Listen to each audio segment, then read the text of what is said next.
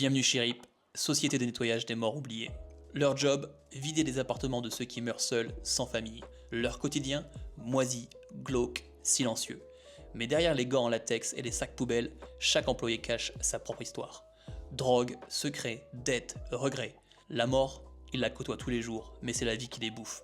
Chaque tome suit un personnage, d'Eric, Ahmed, Maurice. Des laissés pour compte dans une fresque humaine crue et poignante. Une BD aussi trash que touchante entre roman noir et chronique sociale. Ça faisait tellement longtemps que j'ai pas lu de BD, je pense que derrière ça va être Titeuf ou Kick Paddle, mais ça c'est vraiment ma cam, j'adore ce style de récit, d'histoire entremêlée où il se passe un événement, chaque tome focus un personnage sur ce qui se passe dans l'événement, on apprend aussi un peu plus sur son histoire, tome suivant un autre personnage, son histoire, on apprend un peu plus sur la trame principale, il y a énormément de twists et il n'y a pas à dire sur la fin du tome 1, je m'attendais vraiment pas à ça. J'ai vraiment été agréablement surpris avec la fin de ce tome 1 comme avec la fin de ce récit. Il y a des twists, moi ça m'a vraiment gardé en haleine jusqu'à la fin.